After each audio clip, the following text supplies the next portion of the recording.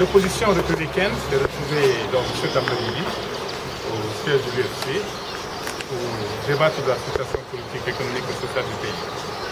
Nous avons commencé évidemment par faire le bilan des deux dernières manifestations organisées par l'opposition, celle du lundi 20 et celle du jeudi 23 avril dernier. Nous avons fait le constat de la réussite totale de ces manifestations qui ont connu un succès indéniable.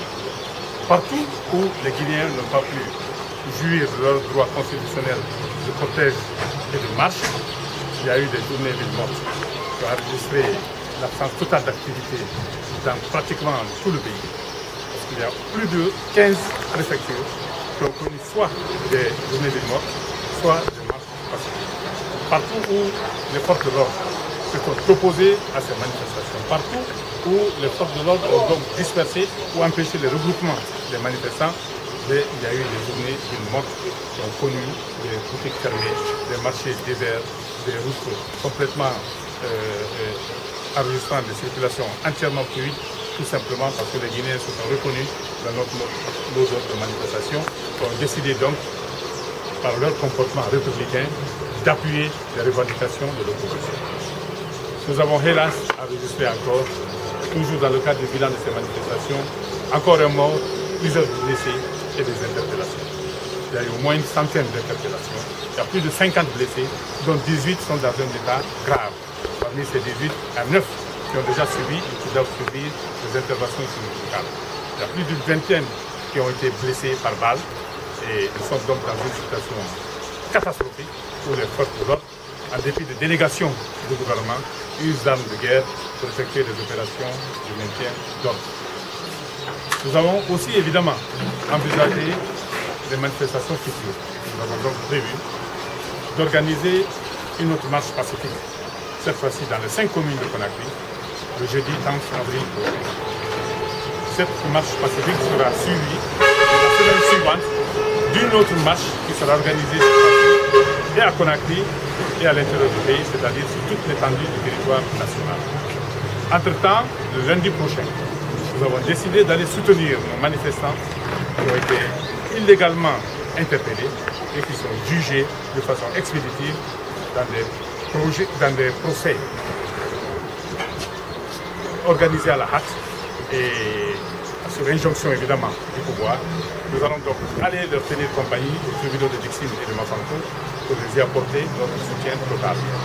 Le mardi prochain, nous allons organiser à la Maison de la Presse un point de presse au cours duquel donc nous allons encore revenir sur nos manifestations passées et nous projeter dans l'avenir en ce qui concerne donc non seulement les manifestations, mais l'avenir du dialogue politique en République de Guinée.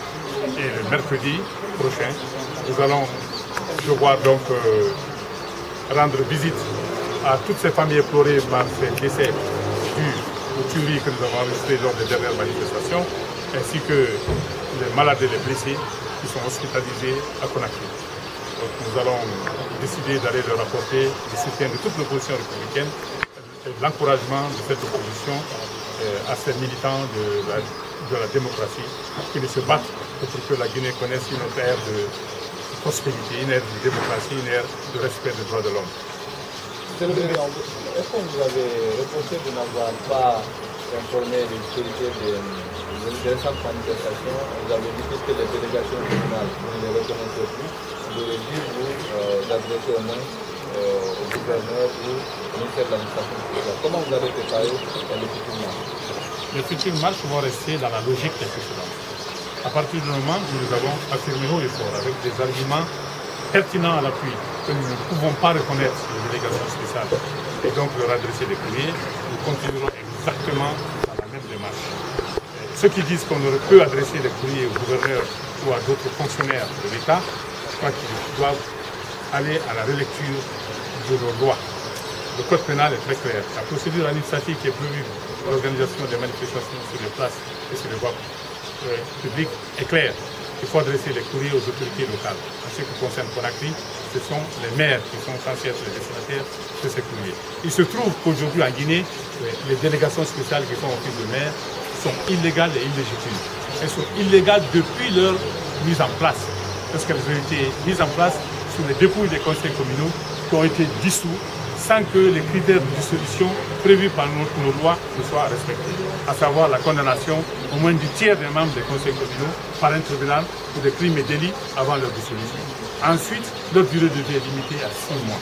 Il se trouve qu'aujourd'hui, donc, ces délégations spéciales qui jouent le rôle de conseils communaux, ces présidents de délégations spéciales qui font office de maire n'ont aucune légalité et ne disposent d'aucune légitimité. Il n'est écrit nulle part que si c'est le cas, il faut s'adresser au gouverneur. Il n'est écrit nulle part que si c'est le cas, il faut s'adresser au secrétaire général de la mairie. Il est dit tout simplement qu'il faut s'adresser au maire. À partir du moment où le maire qui est là, il n'est pas légal, il est illégitime, nous n'avons à adresser le courrier normalement à aucun autre fonctionnaire. Le gouverneur de la ville de Conakry en question, lui-même, nous le trouvons, il est totalement illégal. Il est illégal. Le code des collectivités locales, adopté au promulgué depuis mai, depuis 2010, prévoit que la ville de Conakry, elle est dirigée par un gouverneur qui est élu par le conseil de ville, un conseil de ville composé des maires des 5 communes de Conakry. Il se trouve que le gouverneur actuel est nommé par décret, il est dans l'illégalité la plus totale. Comment voulez-vous que lui adresse les courriers alors qu'il est encore plus illégal que les délégations spéciales que nous contestons? Mais celui-là, quand même, dans le comité international qui est très près de ce qui se passe en Guinée, on a critiqué la France, les États-Unis, mais aussi aujourd'hui une délégation de l'Union européenne qui vous exhorte à répondre à la main tendue par les autorités du pays. Est-ce que vous ne comptez pas peut-être changer de stratégie? Écoutez, nous avons toujours été une opposition tellement ouverte au dialogue qu'on nous a accusés d'être même trop accommodants vis-à-vis du pouvoir. Nous avons réclamé à corps et à cri ce dialogue avec ce pouvoir depuis que le professeur Alpha Condé a été investi en décembre 2010. Depuis 2011, nous sommes dans cette quête ininterrompue de dialogue. Ça nous a coûté plus de 60 morts au jour d'aujourd'hui. Ça nous a coûté beaucoup de manifestations qui ont enregistré des blessés, des personnes interpellées, y compris des personnes qui sont handicapées à vie aujourd'hui, pour qu'un minimum de dialogue puisse s'organiser avec ce pouvoir. Mais chaque fois que nous allons à un dialogue, c'est pour soit arriver à des accords qui ne sont jamais appliqués totalement, soit alors arriver à des consensus qui ne sont jamais formalisés par des accords dûment signés, encore moins respectés par les parties au dialogue. Nous avons donc dit que cette fois-ci, nous voulons d'un dialogue plus structuré, nous voulons d'un dialogue qui est plus susceptible que par le passé d'arriver à des conclusions effectivement applicables. C'est pour cette raison que nous avons mis un minimum de préalable pour aller à ce dialogue. Mais je vais vous poser une question. Vous avez tous entendu le président de la République dire, même récemment, que le calendrier électoral est immuable et que de toute façon les élections communales ne peuvent se tenir qu'en 2016. Or, si dialogue doit y avoir, il doit tourner essentiellement autour du calendrier électoral et autour de la CENI. Or, la mouvance présidentielle a déclaré par la voix du président du groupe parlementaire de représentation à l'Assemblée nationale qu'il n'est pas question que l'RPJ accepte une modification quelconque de la loi 016 et que donc la CENI ne peut pas faire l'objet de restructuration, encore moins de réforme totale. Autrement dit, les deux points principaux qui peuvent faire l'objet de ce dialogue, si dialogue il y a demain, mais ces deux points principaux sont déjà totalement verrouillés par le pouvoir qui s'arc-boute sur ses positions et qui n'est prêt à faire le moindre compromis sur cette question.